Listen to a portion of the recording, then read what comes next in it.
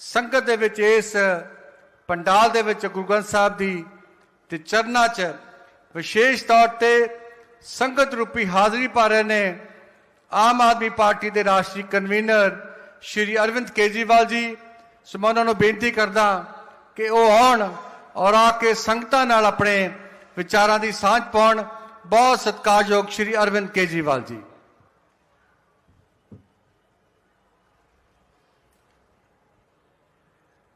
वाहिगुरु जी का खालसा, वाहिगुरु जी की फतेह।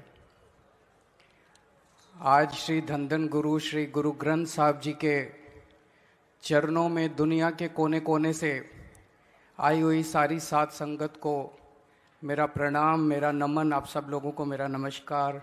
वाहिगुरु जी का खालसा, वाहिगुरु जी की फतेह।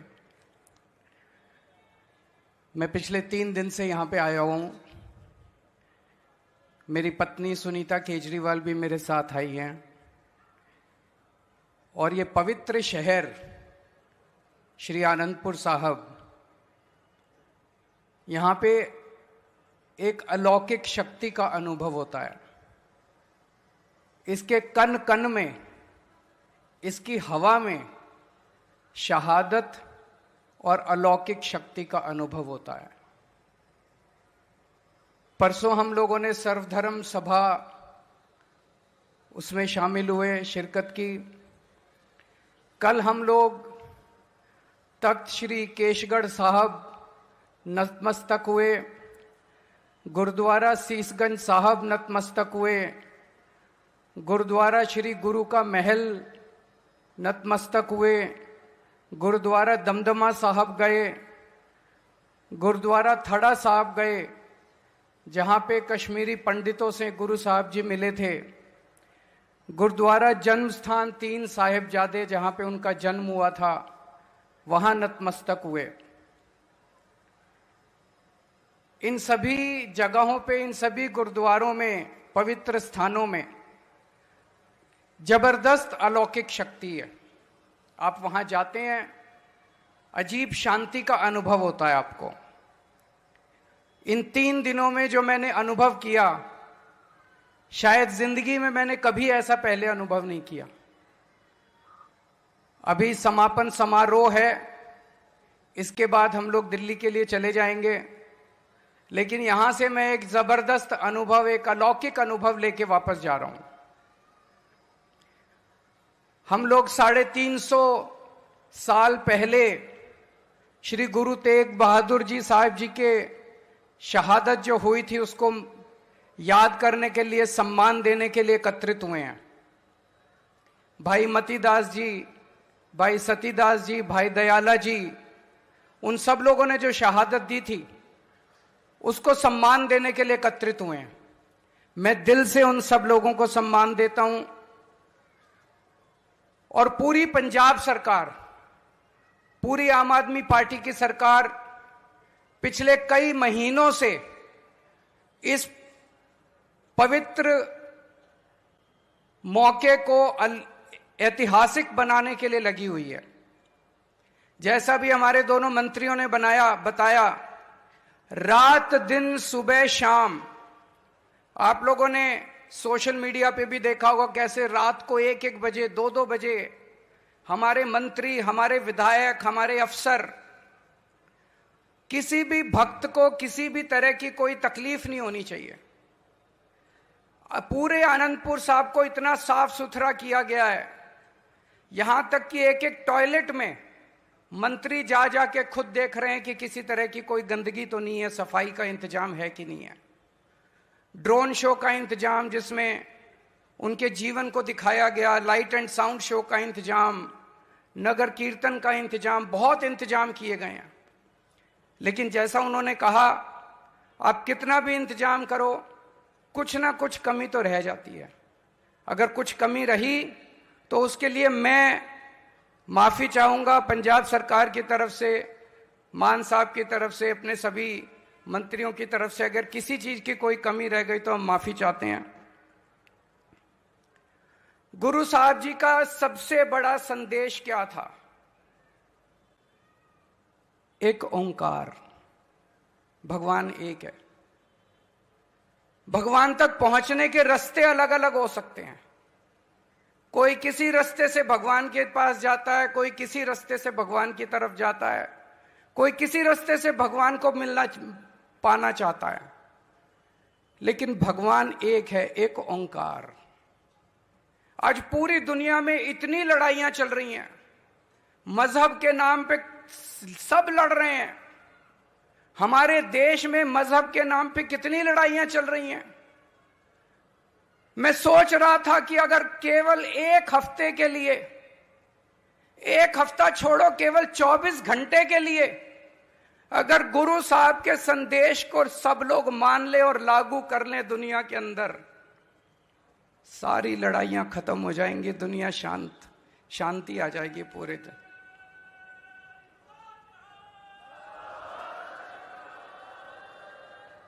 पूरी दुनिया में शांति आ जाएगी अगर एक इस वाक्य को, एक ओंकार। और सोचो गुरु तेग बहादुर जी ने क्या किया। उन्होंने दूसरे हिंदू धर्म की रक्षा करने के लिए अपने पवित्र शीश की कुर्बानी दी है। अगर इसको हम सब लोग धारण कर लें, एक ओंकार, और दूसरी बात कि दूसरे धर्म की रक्षा के लिए अपना सर्वस्व कुर्बान करना है, पूरी दुनिया के अंदर की सारी लड़ाइयां खत्म हो जाएंगी, सब शांति छा जाएगी, चारों तरफ शांति छा जाएगी। आज हमारे देश के अंदर कोई इस धर्म का उस धर्म से लड़ रहा है, उस धर्म का इस धर्म से लड़ रहा है। इन लड़ाइयों का क्या मतलब है? कोई मतलब नहीं है। शांति से जीना है। चारों दिशाओं में घूम घूम के गुरु नानक जी ने, गुरु तेग बहादुर जी ने, हमारे गुरुओं ने इंसानियत का संदेश दिया। पूरे भारतवर्ष में घूम घूम के इंसानियत का संदेश दिया, सच्चाई का संदेश दिया, मानवता का संदेश दिया, इंसानियत का संदेश दिया, निस्वार्थ सेवा का संदेश दिया। उन्होंने कहा, नाम जपो, किरत करो, वंड चखो। उन्हीं के बताए हुए रास्ते के ऊपर आज हम लोग बहुत छोटे हैं। हम लोगों ने भी बहुत, हो सकता है, पाप किए हों, लेकिन उनके बताए हुए रास्ते पे इन 3 बातों में बहुत गहराई है। नाम जपो, किरत करो, वंड चखो। उनके बताए हुए रास्ते पे हम अपनी जिंदगी और सरकार को चलाने की कोशिश कर रहे हैं। पूरी ईमानदारी के साथ सरकार चलाने की कोशिश कर रहे हैं। आज बहुत लोग हमसे पूछते हैं, इतना पैसा कहां से आ रहा है, इतना शानदार इंतजाम कैसे किया, इतने काम पंजाब सरकार कैसे कर रही है? क्योंकि हम गुरु साहब जी के बताए हुए रास्ते पे चल रहे हैं, ईमानदारी से सरकार चला रहे हैं, ईमानदारी से सरकार चला रहे हैं। मैंने चुनाव के वक्त भी वादा किया था। मैं जब चुनाव में पंजाब में आता था, आप लोगों के बीच में मैंने एक ही बात कही थी, ईमानदारी से सरकार चलाएंगे, आपके सरकारी खजाने का एक एक पैसा आपके ऊपर खर्च होगा। आज इस पवित्र स्थान से मैं कहना चाहता हूं, अगर हमने एक पैसे की भी बेईमानी की हो, गुरु महाराज जी जो सजा दें हमें मंजूर है वो सजा। एक पैसे की बेईमानी नहीं की, सरकारी खजाने का एक एक पैसा आपके ऊपर खर्च किया है। आज गरीबों के बच्चों को अच्छी शिक्षा मिलने लगी है। आज गरीब, मरहूम, बीमार लोगों को अच्छा इलाज मिलने लगा है। आनंदपुर साहब में 20 मोहल्ला क्लिनिक अभी चल रहे हैं और रोज मेरे को पता चलता है कि हजारों की तादाद में लोग वहां जाके अपना इलाज करा रहे हैं। फ्री में दवाइयां मिल रही हैं, फ्री में उनका इलाज हो रहा है। पूरे पंजाब के कोने कोने के अंदर 1000 के करीब मोहल्ला क्लिनिक बन चुके हैं। किसानों के लिए इंतजाम किया जा रहा है। किसानों को, कई किसान मुझे बताते हैं 70 साल के बाद पहली बार किसानों के खेत में नहरी पानी पहुंचा है। पहले किसानों को रात को 3-3 बजे उठ के बिजली आती थी, 3-3 बजे सिंचाई करनी पड़ती थी, ट्यूबवेल चलाते थे। आज दिन में 8 घंटे पूरी बिजली मिलती है, आपको रात को उठने की जरूरत नहीं पड़ती। पहले सरकारी नौकरी लेने के लिए रिश्वत देनी पड़ती थी, सिफारिश करनी पड़ती थी। अब आपको मेरिट के आधार पे रिक्शा वाले के बच्चे को, मजदूर के बच्चे को, गरीब के बच्चे को भी पुलिस की नौकरी मिल रही है, पंजाब के अंदर सरकारी नौकरियां मिल रही हैं। बहुत सारे काम किए जा रहे हैं, सड़कें बन रही हैं, बिजली फ्री कर दी। कभी किसी ने सोचा था 90% पंजाब के लोगों को फ्री बिजली मिल रही है। ये सब क्यों हो रहा है? ये सब मैं इसलिए बता रहा हूं, ये कोई राजनीतिक मंच नहीं, केवल इसलिए बता रहा हूं कि गुरु साहब जी द्वारा बताए हुए रास्ते पे ईमानदारी से चल के गरीबों की सेवा करना हमारा मकसद है। हम सत्ता में पैसे कमाने नहीं आए, हमने पैसे नहीं कमाए, हमने पुण्य कमाया है। हमने बड़ी बड़ी कोठियां नहीं बनवाई, हमने गुरु महाराज जी का आशीर्वाद कमाया है। बस यही कमाने आए हैं। हमारे लिए सत्ता सेवा का साधन है।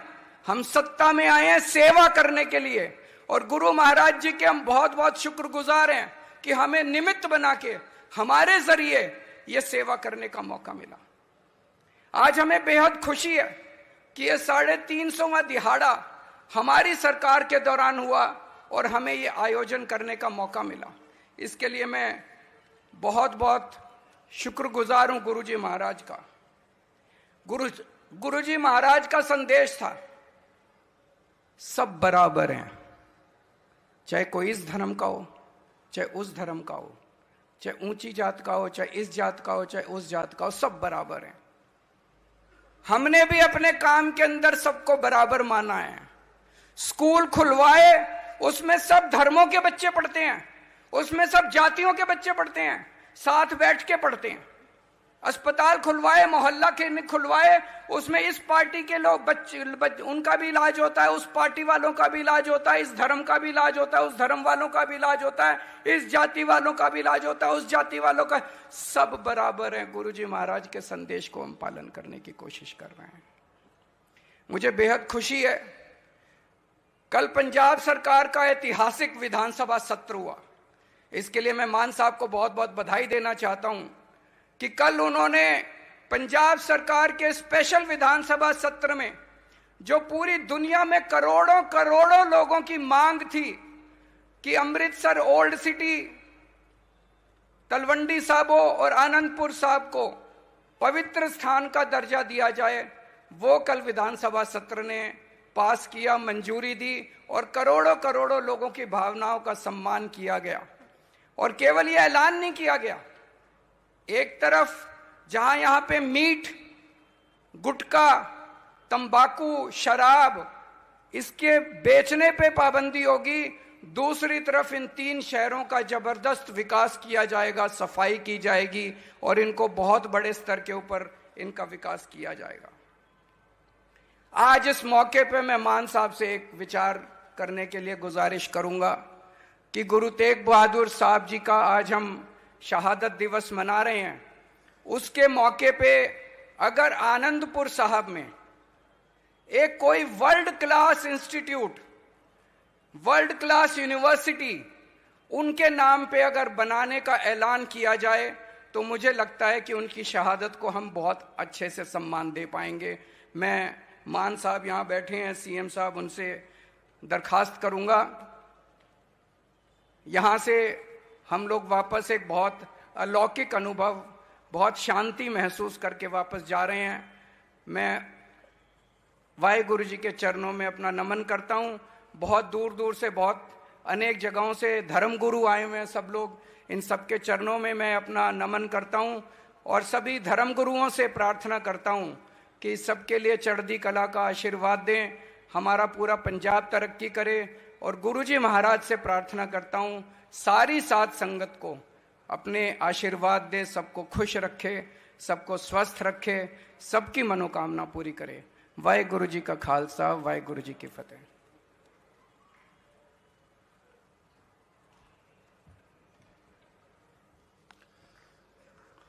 बहुत बहुत ਧੰਨਵਾਦ ਸ਼੍ਰੀ ਅਰਵਿੰਦ ਕੇਜਰੀਵਾਲ ਜੀ, ਜਿਨ੍ਹਾਂ ਨੇ ਪਿਛਲੇ ਦਿਨਾਂ ਦੇ ਆਪਣੇ ਅਧਿਆਤਮਕ ਅਨੁਭਵ ਦਾ ਤੇ ਜ਼ਿਕਰ ਕੀਤਾ ਔਰ ਕਿਸ